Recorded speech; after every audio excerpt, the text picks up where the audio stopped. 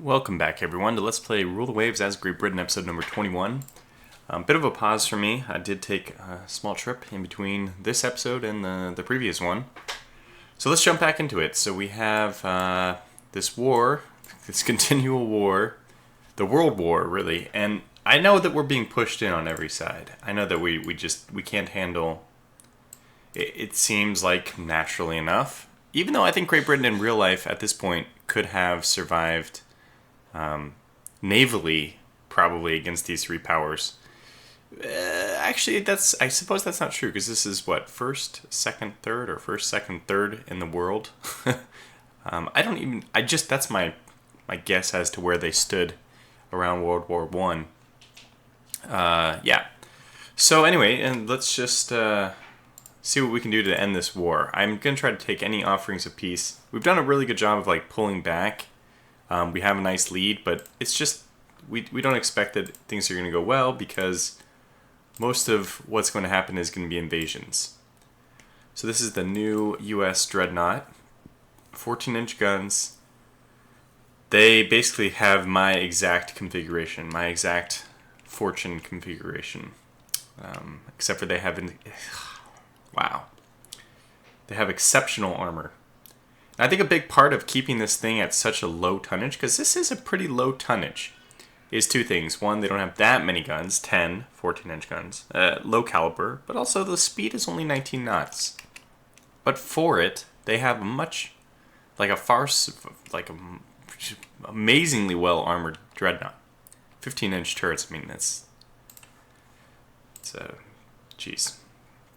Okay, our minesweepers are being sunk by mines. There's a little bit of irony in that. Convoy attack. I guess we have to accept it because it's armored cruisers versus armored cruisers, perhaps. Except it's our light cruisers, hopefully not against their armored cruisers. The break helps, right? Going away from the game when you're at a real frustrating point. The frustrating point for me is just getting the lopsided engagements. So it really helps to come back.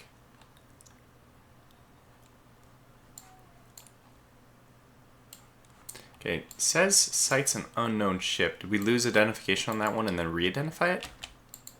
Is that what happened? No, this is definitely two ships. Let's go up to squad max then.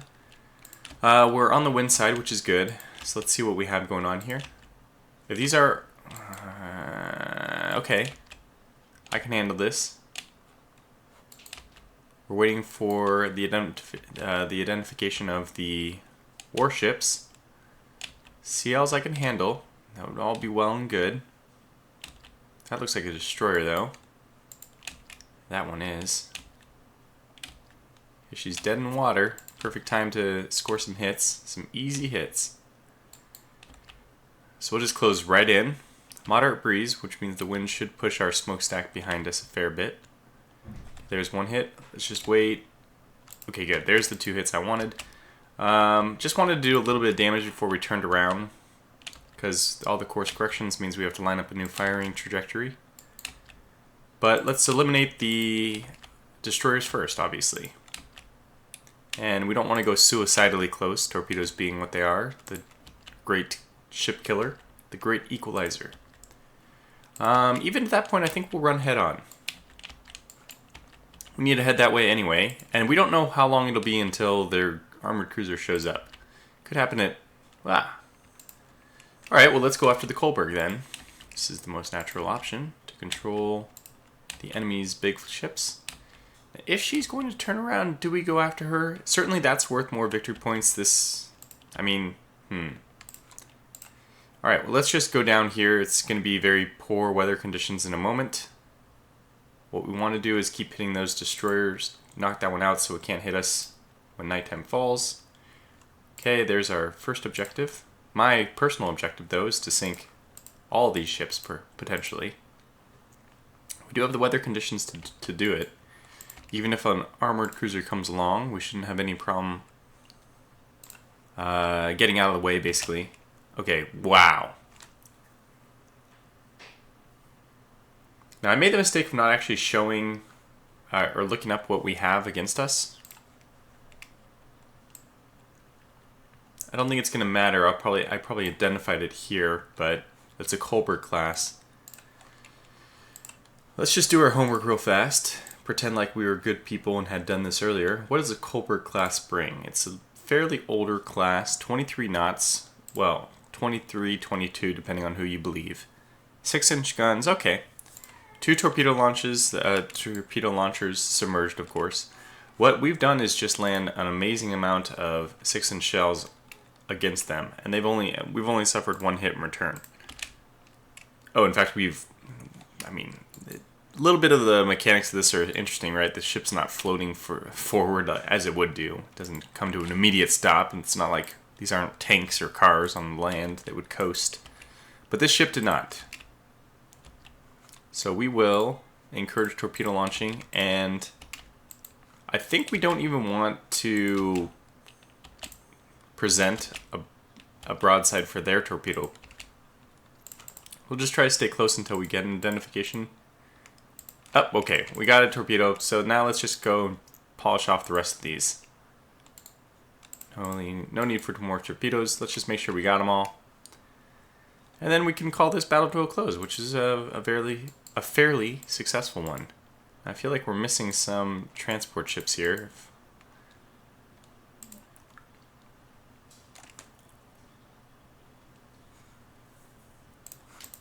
I don't know where they headed down. Ah, good, got them.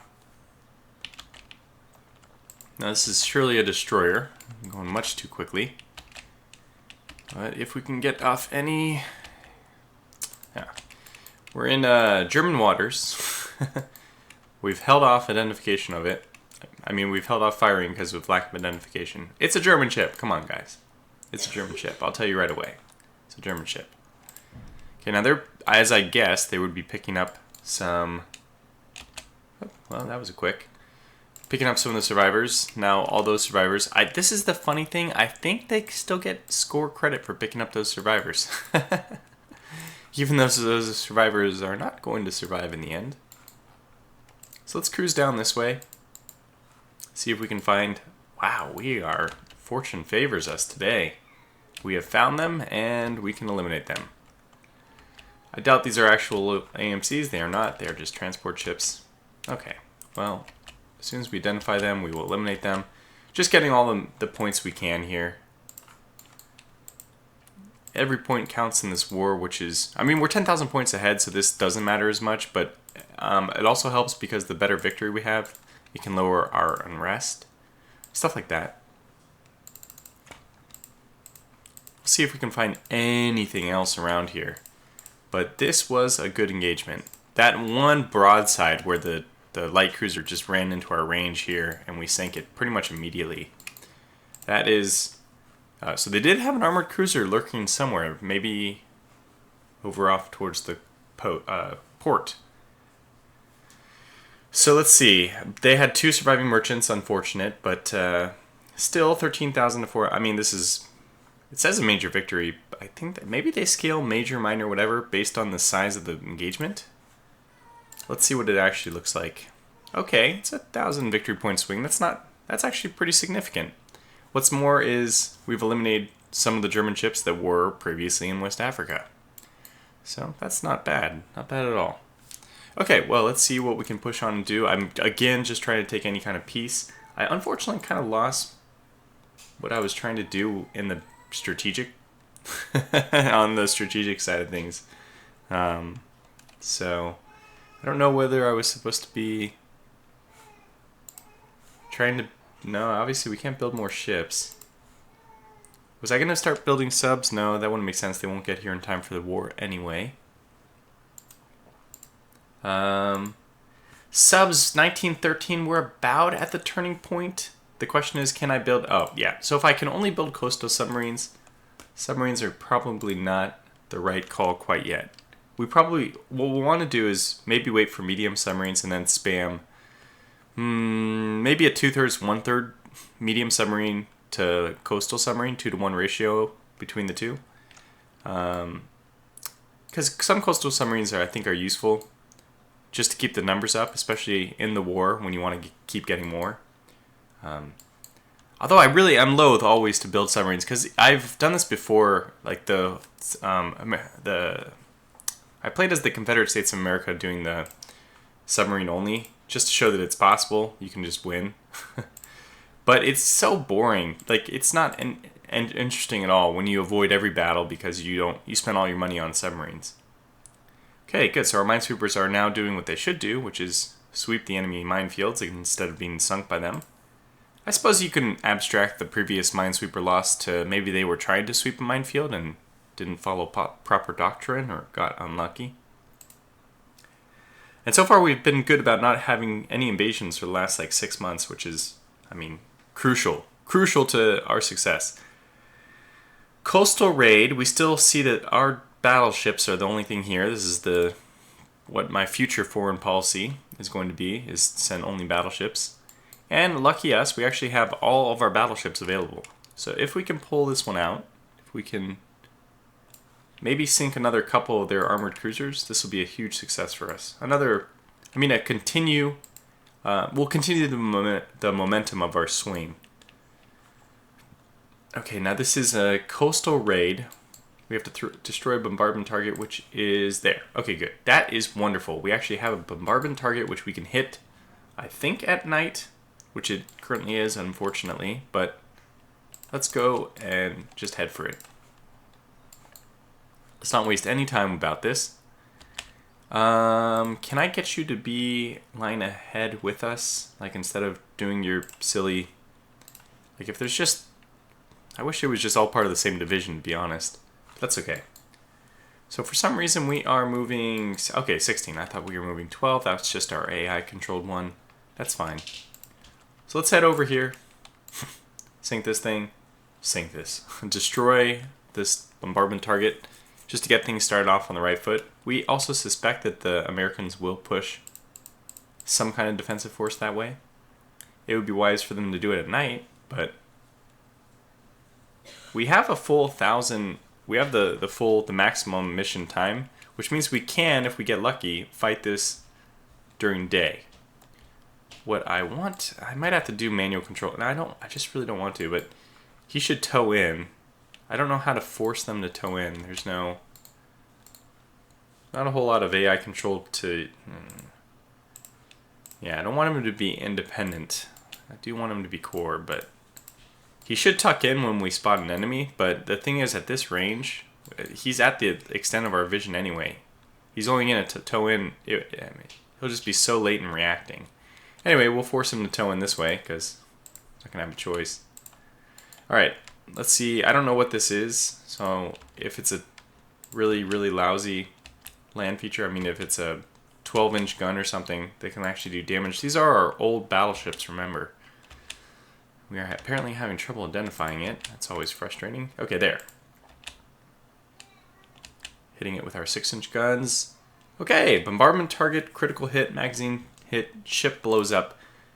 I think that that's kind of a bug, because that wouldn't happen with a normal bombardment target. They certainly wouldn't have their ammunition, like their magazines laying out in the open or something. Or maybe that's what they're trying to abstract happened here. Anyway, we'll just keep moseying around at our 16 knots. We're at Norfolk, for crying out loud. This is humorous, very humorous. I suspect that Norfolk is where the activity will be, just because this is where we were closest to. So there's our first ship spotted. Let's head to. Okay, there's the next one. Now, if we can catch up to these, this would be good. This is where we will take our advantage. I don't think that's actually a battleship, but if it is, we welcome it, because we are 3-1. So we'll just close, and we don't have the wind with us. It's a light breeze, but we're just gonna... It is. We actually have a battleship here, which was not reported at all. So this is a 17-knot, 14,000 ton, 12-inch guns, 7-inch secondaries, but look at the light, really light armor. Knowing that this is the case... Oh, what? Why did Clover detach? Increased flooding. Did we take a hit or something? We did. Bit of one. But a conning tower shouldn't be flooding from the conning tower. Maximum speed of 19. Is the Clover their injured party? They're all at 19, so it doesn't really look like it matters too much. Okay, well, we'll just steady as she goes. If I tried to cut through this mess, I think we'd eat a torpedo or two. So I don't think we're going to try to do that. We already got our objective, which was just to, sink that, destroy that one land target. So let's just be a little bit cautious about this. We'll pull back a little bit. We know that this thing only goes 17. That explains, by the way, why it's able to have, well, the light armor could also explain it. I mean, that's 14,000 tons. So we'll just pull back and try to destroy these ships. I'm just going to manually control this. The stakes are too high. Now, they've probably just launched. And I'm going to do the crazy thing of turning back in. If we go head on, the likelihood of a torpedo hit is pretty small. Plus, if we go in this direction, well, there's several things that can happen. I think I need to pay a little more attention over here. Because it doesn't look like we're landing too many hits. Yeah, if we look at this, we're only landing... the Prince of India is... I keep forgetting, this is our Magenta class. She has 7-inch secondaries as well. And quite light armor. Okay, so we are going to be closing into torpedo range if we're not careful. Let's get the Prince of India to back off. I really want us to focus not on the Oklahoma so much as the armored cruisers, which will be easier pickings for us. We'll also encourage torpedo launches. Is the Prince of India literally our flagship? Very strange. Now this Rowan class has just gotten beaten to a pulp. Only has 2 torpedoes. I suspect they've already been launched. We'll pull all the way just in case they aren't. The Coralie certainly seems like she's in a good position to keep going. Okay, that Rowan class has taken another hit. She's dead in the water. Good. We don't have to fear torpedoes from her. Now, I don't like this zigzag. It's not going to help our accuracy at all. So let's just establish a main line and begin beating up on each other. Even though we're at the wind disadvantage. Okay, so let's see what's happening. We are still unable to land any hits on anything but the Rowan class, which should not... Okay, then she's sunk, so we don't have to focus on her anymore. Now let's see what happens here. The next wave of destroyers is coming, I guess.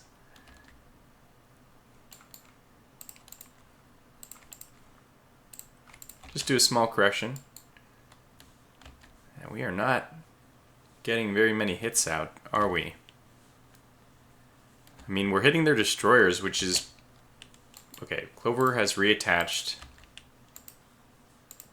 Okay, we finally got some hits on the Oklahoma class. 2 of our 12-inch guns. Not sure how much that did, but... Prince of India pull back. We actually... Okay, this is important too. Focusing on the Chester. I would almost prefer us to engage just the Chester. I'm surprised they had a battleship here. We really did not see that coming. Now we're just taking a bunch of damage. Now, Clover, what's your max speed? You have only a max speed of 18. I think that's acceptable. We'll let the Coralie lead off. We'll let... Oh, this one's already slowed down to 18 as well. Okay, fine. Coralie, be the lead. There we go. Oh, 6-inch guns, not important. Okay, more 6-inch guns. We took heavy gun fire. Let's see if we can start to straighten this out. All the big guns are missing. Unknown ship, but it's behind us. Okay, I mean, even if, like I said, we'll just nose in and we'll take an armored cruiser. And their destroyers are still sticking with them, so they are not going to just let us close completely. But this is a much better turn. Here we go. 12-inch gun on the Portland. 12-inch gun on the Chester. What's their armor look like? I mean, these are certainly hitting. Okay, yeah, and this Chester is nothing to worry about. Portland, 7-inch guns. Okay, both these ships are nothing. So the only guns we have to worry about are the Oklahomas. And one of her 2 turrets are disabled. It's good to know. So it just comes down to whether our 12-inch guns total can defeat the 4 12-inch guns of the Oklahoma, which currently is down to 2. In fact, down to 0 because she's facing too far away for her only... her forward gun is the only one that's active right now, and it's it's facing too far away. Let's do it. Let's make our turn here. Commit ourselves. Main point here, just trying to get one of the armored cruisers isolated. Is this? Nope, she's still going pretty quickly.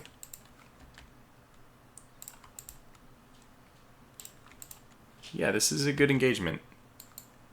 If we can just sink that. Now, we're taking more damage than they are, I'm pretty sure. But if we can just pull out the victory, which statistics should lend its hand eventually to that.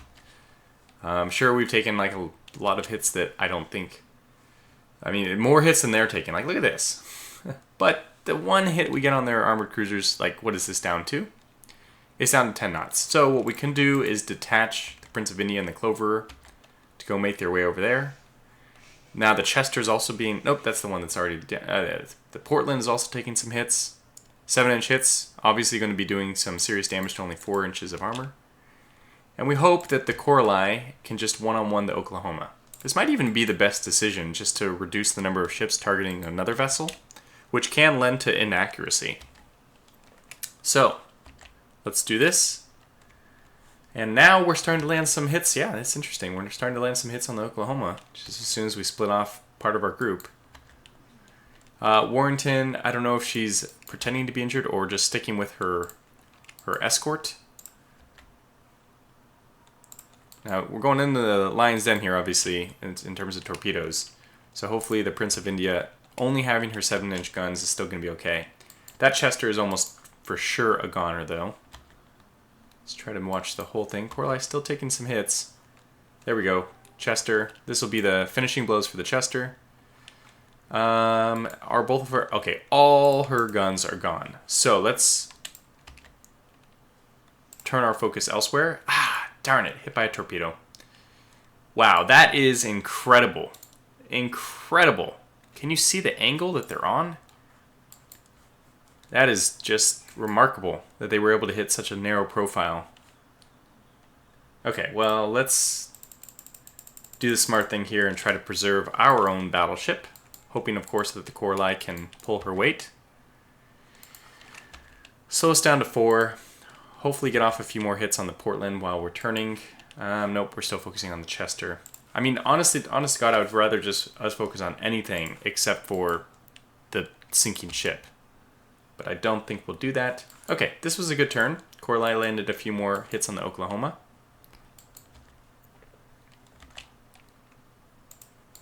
We're still hitting the... Darn it. Darn it if we aren't still hitting that one. Let's see. How do I do this in a meaningful way? I need the Clover to... the Prince of India to detach. She might not even be able to control her flooding in time. Let's get her down to 2. It's all up to you, Coralie. Stop focusing on the Chester. Focus on... I mean, shoot at the Warrington. Anything would be better. Just kind of waiting here for... Ah, yes, it happened. Okay, Cloverer, max speed. Away you go. No Prince of India. No. Just put you down to 2. Let's just put you dead stopped. Have the Cloverer chase, and the Coralie took a hit. Okay, Prince of India is now firing at the correct target, the Portland. Fantastic. 12-inch gun hit. That's fantastic. Hopefully the Clover will be able to pull up and help. What I'd really like is to force the Oklahoma to turn to her port. Get her maybe to swing more towards the Clover now that she can come down.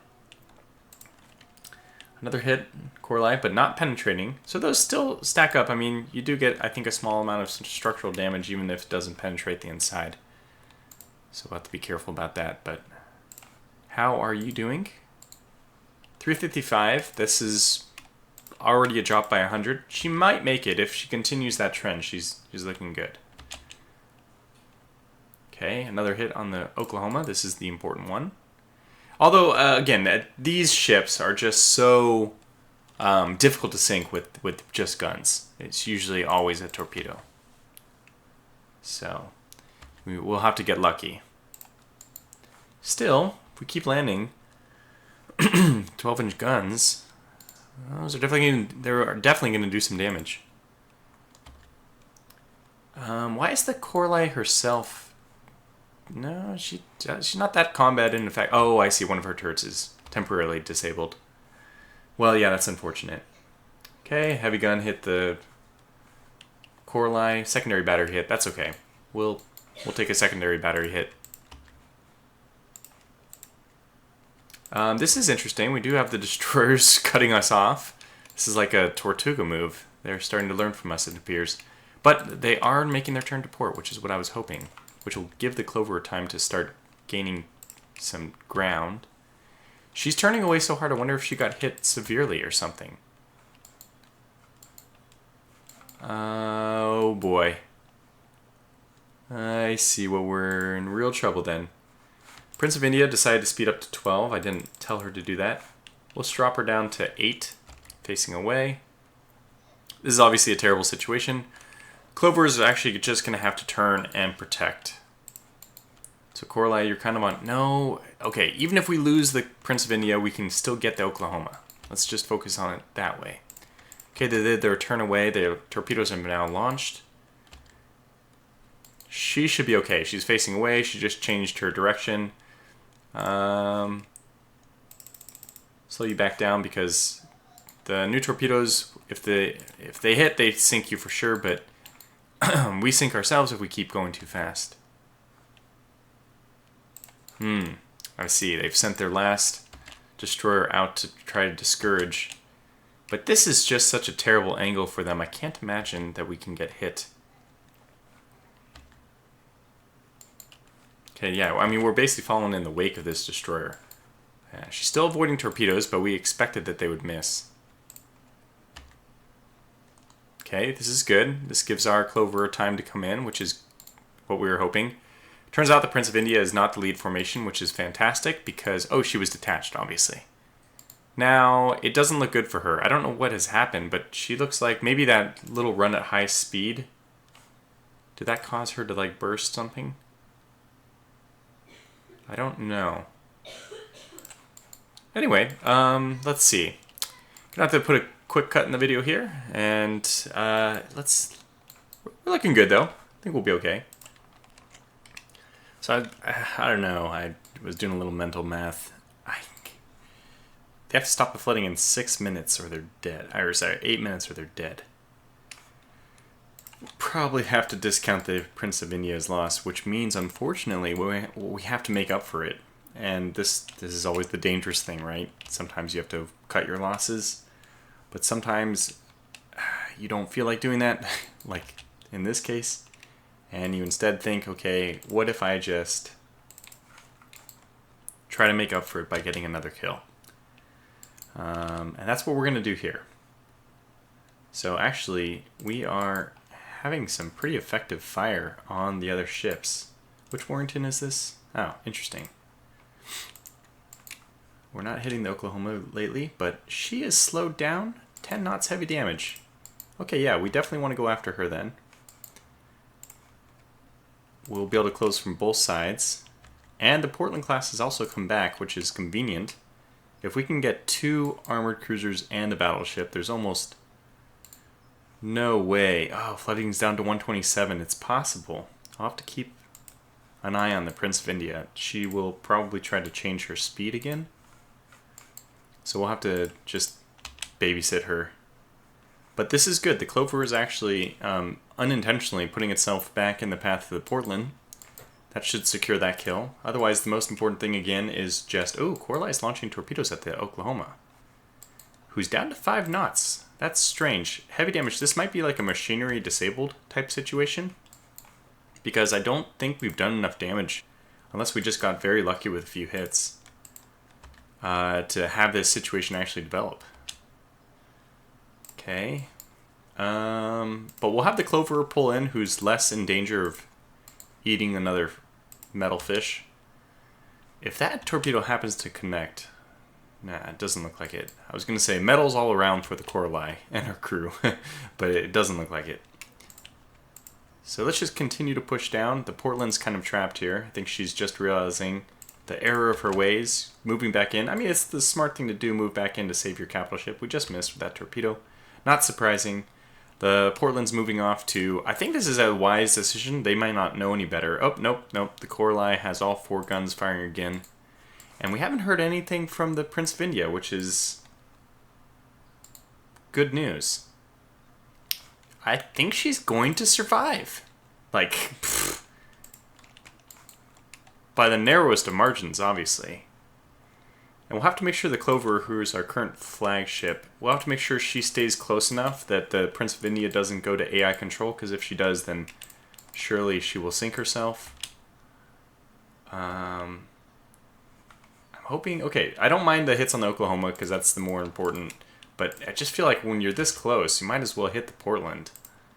Okay, yeah, let's just focus on the Oklahoma first. Let's turn the Clover back in. Let's turn them both in. Okay, we'll have the Coralie join the Clover side, because we do have destroyers coming and all those things. Torpedoes possibly being fired by the Clover.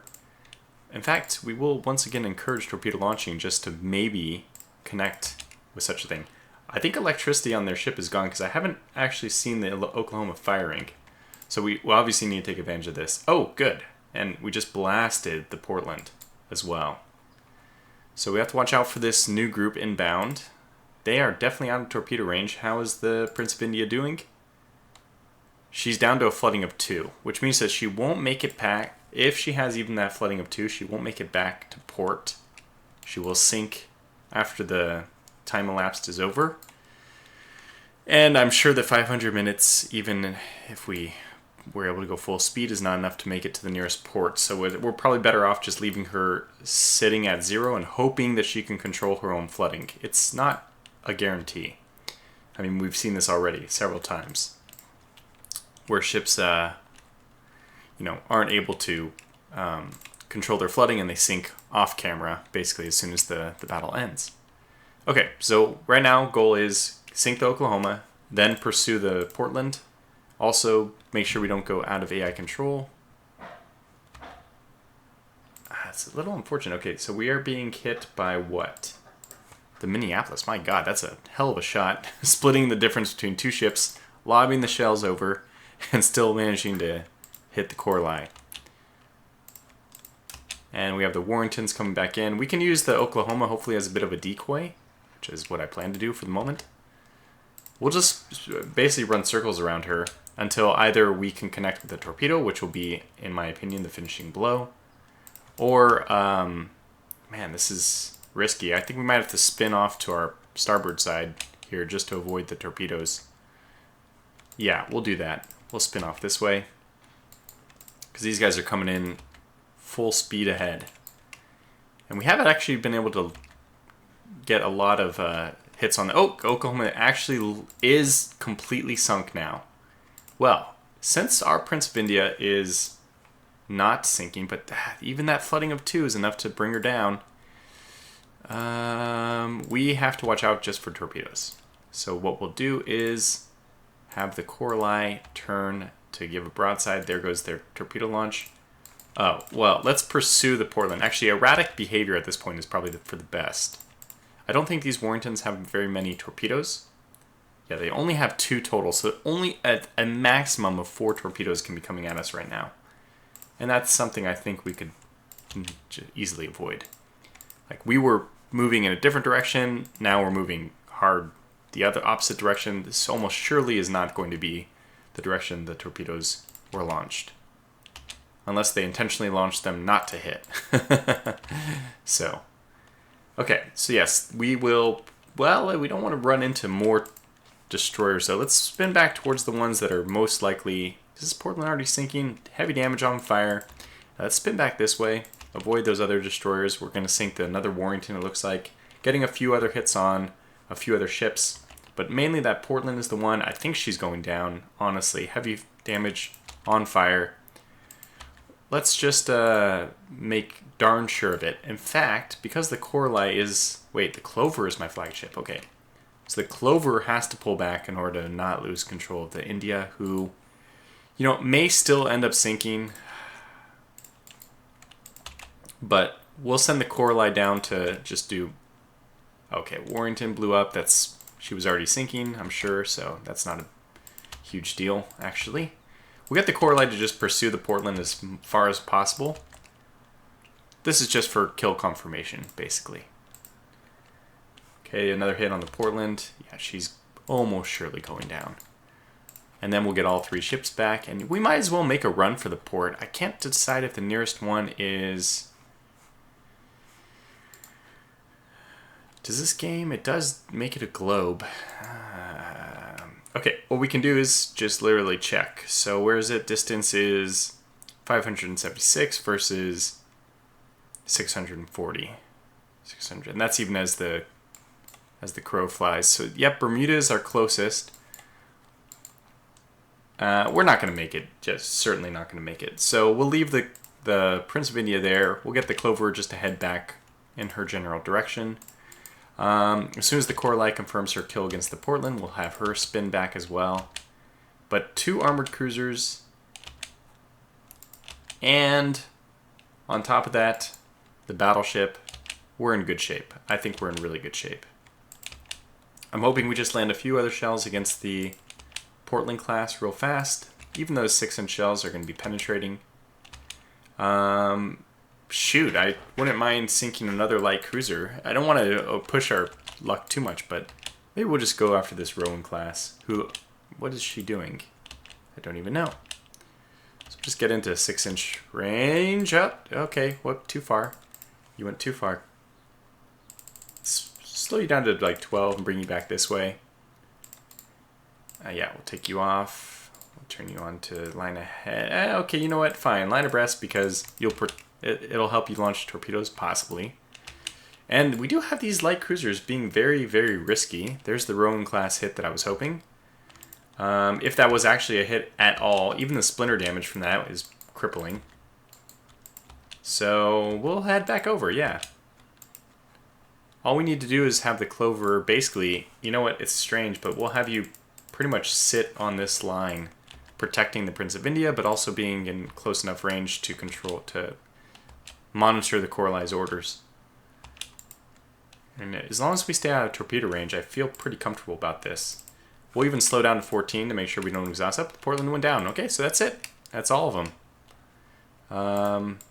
They're coming on a torpedo path, possibly? No, they didn't even close to torpedo range yet, so... Yeah, well, I suspect they'll probably just want to be picking up survivors. And we will try to take advantage of that just by shooting them if they get close. And this Harrington looks like it had the unfortunate luck to get shot.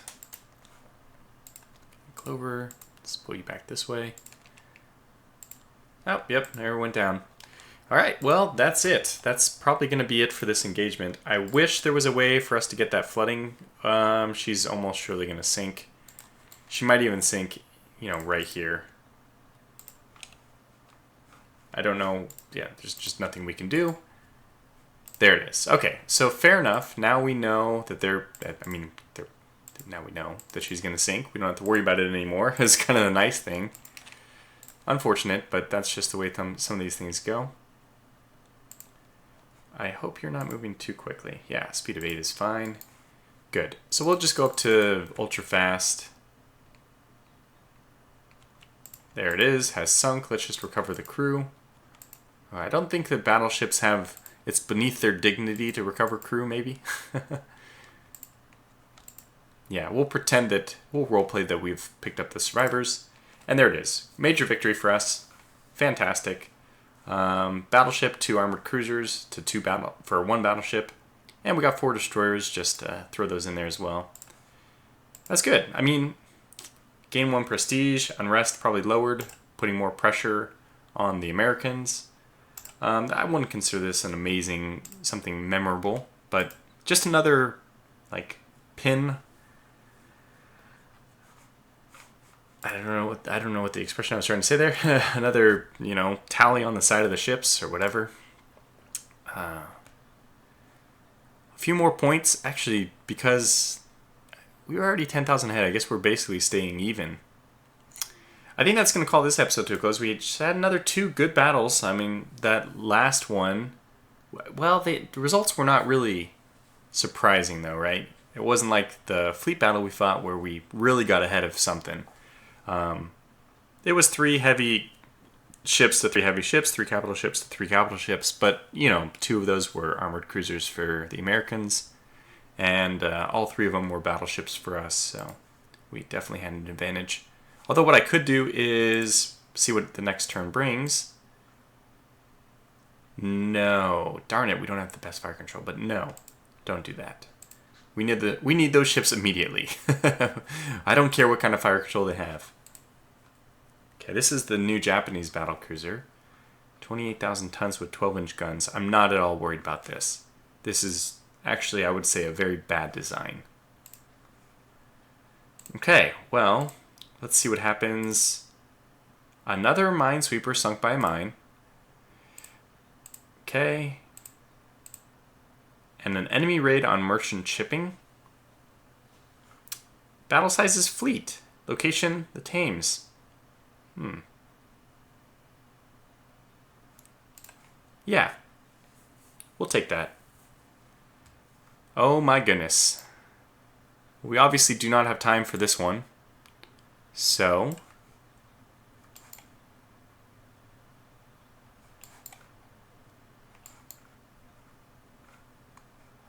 what in God's name is going on here?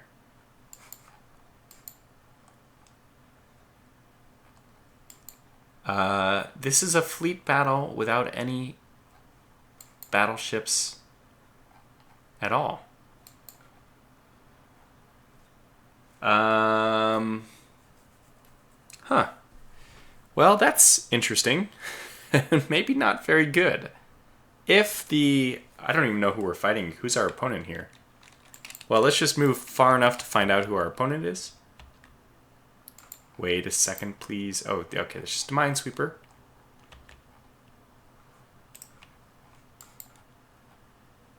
Of course, we don't know anything just from that. Oh my goodness. Well, I will leave it a mystery. I mean, you guys probably were able to tell who the enemy was. It's probably the Germans. I'm guessing it's the Germans. And this could be very bad. Very interesting to see all the ships we have here. It's basically everyone. All the destroyers as well. But one thing you can definitely say about this series is that the Kingfisher class has performed exceptionally. So this is definitely, I think, going to be my benchmark destroyer from now on. Just get it up to, what, 31? Oh, they had 32 knots even. This is a fantastic ship, my goodness. All it needs is 2 4-inch guns, and most importantly, the 6 double torpedo tubes. I mean, the 6 total torpedoes based on 3 sets of double torpedo tube launchers.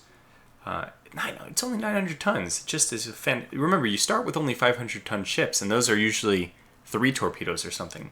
So it was really great to get faster speed, much faster speed, and double the amount of torpedoes for less than half the tonnage, 900 tons. So fantastic. Anyway, we'll call this episode to a close here. I think we're a bit over on time, but hey, it's been a while since the last video, so enjoy it, right? And we'll come back in for whatever this is. It's certainly going to be a strange engagement, considering the quantity of light ships involved. And also what I suspect is going to be some kind of battle cruisers, or, you know, I think we'll be at a serious, not overall tonnage disadvantage, just because we have a lot of smaller tonnage ships, but certainly comparing the capital ships, I think we'll be outnumbered and outgunned. But that's par for the course at this point for the British fleet. So until then, thanks for watching and take care.